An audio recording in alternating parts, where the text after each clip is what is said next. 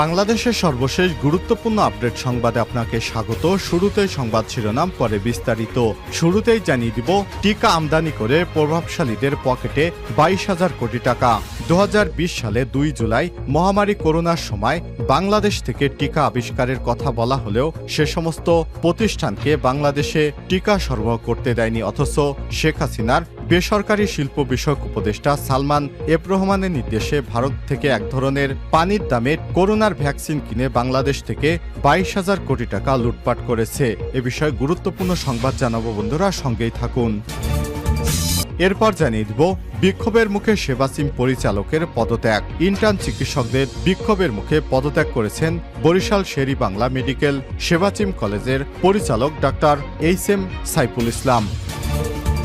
এবারে জানাবো, পুলিশের কাছে একগুচ্ছ তথ্য চেয়েছে জাতিসংঘের ফ্যাক্ট ফাইন্ডিং মিশন।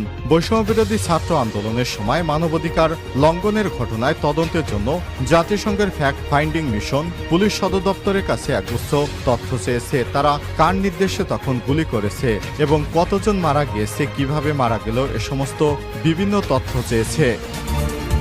এদিকে সাগররুনি হত্যার রহস্য স্বল্প সময়ের মধ্যে উন্মোচন করা হবে বললেন শিশির মনির। সাংবাদিক দম্পতি সাগর সারোয়ার এবং মেহরুন রুনি হত্যার রহস্য স্বল্প সময়ের মধ্যে উন্মোচন করা হবে বলে আশা প্রকাশ করেছেন সুপ্রিম কোর্টের আইনজীবী শিশির মনির। আজ সাগররুনি হত্যা মামলার মনিরকে আইনজীবী হিসেবে নিয়োগ করে বাদীপক্ষ।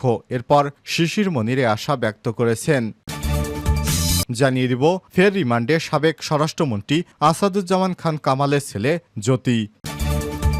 এবং সর্বশেষ জানিয়ে দিব, এসবি কর্মকর্তার সহায়তা সিডনি পালিয়েছে অতিরিক্ত আইজিপি মীর রেজাউল। ছাত্র জনতার আন্দোলনে আওয়ামী লীগ সরকারের পতনের পর থেকে পুলিশ এর অনেক কর্মকর্তা এখনও আত্মগোপনে রয়েছে। এছাড়াও দেশ ছেড়ে পালিয়ে গেছে অনেকেই। এই তালিকায় নতুন যোগ হয়েছে পুলিশের এক প্রভাবশালী কর্মকর্তা মীর রেজাউল আলম। গত 18 সেপ্টেম্বর তিনি বিমানবন্দর দিয়ে অস্ট্রেলিয়ার সিডনিতে পালিয়ে গেছেন। পুলিশের একাধিক সূত্র থেকে বিষয়টি নিশ্চিত করা হয়েছে। দর্শক, এতক্ষণ শুনছিলেন সংবাদ শিরোনাম, এবারে বিস্তারিত। তবে তার আগে বন্ধুরা অনুরোধ থাকবে, এই সংবাদটিতে একটি লাইক দিন। আর আপনি যদি এই চ্যানেলে নতুন হয়ে থাকেন, আমাদের সংবাদটি দেখতে দেখতে চ্যানেলটি সাবস্ক্রাইব করে রাখুন। কমেন্ট করে আপনার মূল্যবান মতামত জানিয়ে দিন বন্ধুরা, এই সংবাদটি আপনি বিশ্বের কোন দেশ থেকে বা বাংলাদেশের কোন স্থান থেকে আমাদের সংবাদটি দেখছেন এবং শুনছেন। টিকা আমদানি করে প্রভাবশালীদের পকেটে 22,000 কোটি টাকা। 2020 সালের 2 জুলাই মহামারী করোনার সময় সংবাদ সম্মেলন ডেকেছে এবং কেঁদে ফেলেছেন তৎকালীন ডাক্তার আসিফ মাহমুদ। কেউ কিছু বুঝে ওঠার আগেই ঘোষণা দিলেন করোনা ভাইরাসের ভ্যাকসিন বাংলাদেশি ওষুধ প্রতিষ্ঠান globe pharmaceuticals group of company লিমিটেডের সহযোগী প্রতিষ্ঠান গ্লোব বায়োটেক লিমিটেড আবিষ্কার করেছে। সেদিন আসিফ মাহমুদের সঙ্গে আনন্দে পুরো বাংলাদেশ কেঁদেছিল। তবে সেই ভ্যাকসিন আর আলোর মুখ দেখেনি। একদিন একটি অসাধু সিন্ডিকেট নিজেদের পকেট ভারী করতে আমলাতন্ত্রের লাল ফিতায় আটকে রেখেছিল অনুমোদন। প্রধানমন্ত্রীর দপ্তরে অন্তত ডজনখানেক চিঠি দিয়েও কোনো সহায়তা মেলেনি তার। হামলা করা হয় প্রতিষ্ঠানটির অফিসে।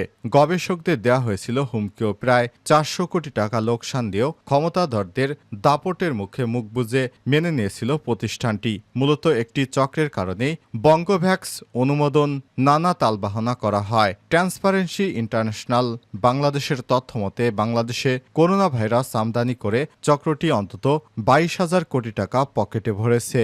অথচ বাংলাদেশেই যে টিকা আবিষ্কৃত হয়েছিল সেটি শেখ হাসিনা সরকারের মন্ত্রী এমপিরা সেই টিকাগুলি বাংলার জনগণকে দিতে দেয়নি। তারা 22,000 কোটি টাকা খরচ করে বিদেশ থেকে ওষুধ আমদানি করে সেই টাকা বিদেশে পাচার করেছিল।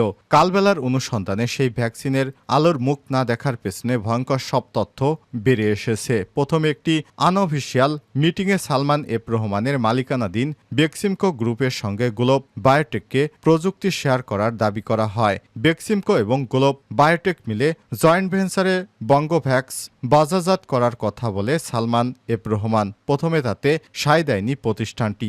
বিষয়টি নিয়ে সমাধানের জন্য বিভিন্ন মাধ্যমে সালমান এফ রহমানের সঙ্গে আলাপ আলোচনা হয়েছিল গ্লোবাল বায়োটেকের। আর এর মধ্যেই ভারতের সেরাম ইনস্টিটিউটের সঙ্গে বেক্সিমকোর একটি চুক্তি হয়ে যায়। পরে বেক্সিমকো গ্রুপের মাধ্যমে সেরাম ইনস্টিটিউটের ভ্যাকসিন বাংলাদেশে আমদানি করার কারণে বঙ্গভ্যাক্সের আর অনুমতি দেয়নি সালমান এফ রহমান। বিভিন্ন পর্যায়ে বিভিন্ন দপ্তর থেকে অপ্রয়োজনীয় অপ্রয়োজনীয় সব শর্ত জুড়ে দিয়ে বঙ্গভ্যাক্সের আর অনুমতি দেওয়া হয়নি। বিভিন্ন পর্যায়ে বিভিন্ন দপ্তর থেকে অপ্রয়োজনীয় সব শর্ত জুড়ে দিয়ে তারা বিভিন্নভাবে চাপ দিয়ে এই বাংলাদেশি ভ্যাকসিনকে বন্ধ করে দেয়। অনুসন্ধান থেকে জানা যায়, করোনা ভ্যাকসিনকে কেন্দ্র করে সাবেক প্রধানমন্ত্রী শেখ হাসিনার বেসরকারি শিল্প ও বিনিয়োগ উপদেষ্টা সালমান এফ রহমান ও সাবেক স্বাস্থ্যমন্ত্রী জাহিদ মালেকের নেতৃত্বে গড়ে উঠেছিল একটি সিন্ডিকেট, আর তারাই ভারত থেকে এই ভ্যাকসিনগুলো কিনে 22,000 কোটি টাকা লোপাট করেছে। বর্তমান সময়ে জানা গেছে, তারা তৎকালীন সময়ে ভারত থেকে যে ভ্যাকসিন এনেছিল এর তৃতীয় ডোজ মানুষের শরীরে ইনজেক্ট করার পর অনেকেই অ্যালার্জিজনিত রোগে ভুগছেন। তাহলে বিদেশ থেকে টাকা দিয়ে এভাবে মৃত্যু কিনে আনার কি দরকারই বা ছিল? যে রোগ বালাই বাংলাদেশে ছিল না, ভারতীয় ভ্যাকসিন নেয়ার ফলে অনেকেই এখন তার ভুক্তভোগী। বিক্ষোভের মুখে সেবাসিম পরিচালকের পদত্যাগ। ইন্টার্ন চিকিৎসকদের বিক্ষোভের মুখে পদত্যাগ করেছেন বরিশাল শের-ই-বাংলা মেডিকেল সেবাসিম কলেজের হাসপাতালের পরিচালক ডাক্তার এইচ.এম. সাইফুল ইসলাম। আজ দুপুরে নিজ কার্যালয়ে পদত্যাগের ঘোষণা দেন তিনি। এদিন সকাল 10টায় হাসপাতালের পরিচালকের কার্যালয়ের সামনে এক দফা দাবিতে আন্দোলন ও বিক্ষোভ শুরু করেন ইন্টার্ন চিকিৎসকেরা।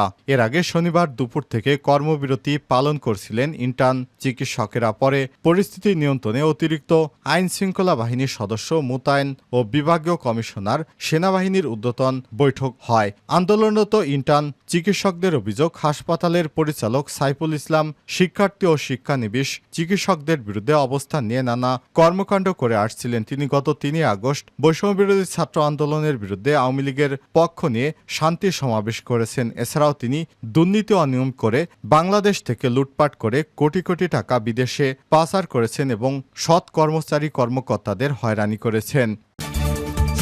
পুলিশের কাছে একগুচ্ছ তথ্য চেয়েছে জাতিসংঘের ফ্যাক্ট ফাইন্ডিং মিশন। বৈষম্যবিরোধী ছাত্র আন্দোলনের সময় মানবাধিকার লঙ্ঘনের ঘটনায় তদন্তের জন্য জাতিসংঘের ফ্যাক্ট ফাইন্ডিং মিশন পুলিশ সদর দপ্তরের কাছে একগুচ্ছ তথ্য চেয়েছে। রোববার 29 সেপ্টেম্বর পুলিশ সদর দপ্তরের মুখপাত্র এআইজি এনামুল হক সাগর এসব তথ্য বলেন। পুলিশ তথ্য সরবরাহ করতে প্রস্তুত। সূত্রমতে জাতিসংঘ 1 জুলাই থেকে 15 আগস্টের মধ্যে মানবাধিকার লঙ্ঘনের ঘটনার তদন্ত করছে। তারা জানতে চেয়েছে গণ অভ্যুত্থানের সময় কতজন মারা গিয়েছে, আহত হয়েছে কতজন, কতটি মামলা হয়েছে এবং কতজনকে গ্রেপ্তার করা হয়েছিল। এছাড়াও আন্দোলনের সময় পুলিশ কত রাউন্ড গুলি করেছে এবং গুলিবর্ষণের নির্দেশদাতা কে ছিলেন তাও জানতে চেয়েছে জাতিসংঘ। পুলিশ সদর দপ্তর ইতিমধ্যে সারা দেশে ইউনিটগুলোতে তথ্য সংগ্রহের জন্য চিঠি পাঠিয়েছে। সংগ্রহীত তথ্য পরবর্তীতে ফ্যাক্ট ফাইন্ডিং মিশনের কাছে হস্তান্তর করা হবে। আরেকটি সূত্র থেকে জানা গেছে 5 আগস্টের পর পুলিশ বাহিনী অভ্যন্তরীণ 8টি পৃথক সংস্কার কমিটি গঠন করেছে এবং সংস্কারের প্রস্তাবনা নিয়ে বৈঠক করেছে।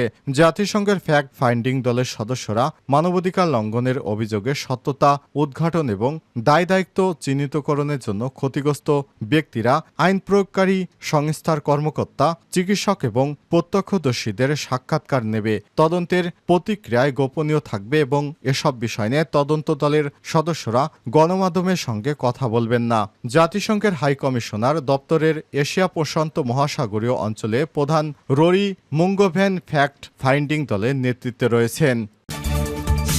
সাগররুনি হত্যার রহস্য স্বল্প সময়ের মধ্যে উন্মোচন করা হবে বললেন শিশির মনির। সাংবাদিক দম্পতি সাগর সারোয়ার ও মেহরুন রুনি হত্যার রহস্য স্বল্প সময়ের মধ্যে উন্মোচন হবে বলে আশা প্রকাশ করেছে সুপ্রিম কোর্টের আইনজীবী শিশির মনির। রোববার 29 সেপ্টেম্বর সাগররুনি হত্যা মামলায় মনিরকে আইনজীবী হিসেবে নিয়োগ করে বাদীপক্ষ। এরপর শিশির মনির এ আশা প্রকাশ করেছেন। তিনি বলেন, সাগররুনি হত্যা সব ক্লু ধরে পুনরায় তদন্ত চাইব। এ বিষয়ে পুলিশ ব্যুরো অব ইনভেস্টিগেশন পিবিআইকে দিয়ে তদন্ত করাতে চাই। এদিকে আলোচিত এই হত্যা মামলার তদন্ত প্রতিবেদন জমার তারিখ 111 বার পিছিয়েছে। সর্বশেষ 9 সেপ্টেম্বর আদালতে মামলার তদন্ত প্রতিবেদন জমা দিতে আগামী 15 অক্টোবর দিন ধার্য করা হয়েছে।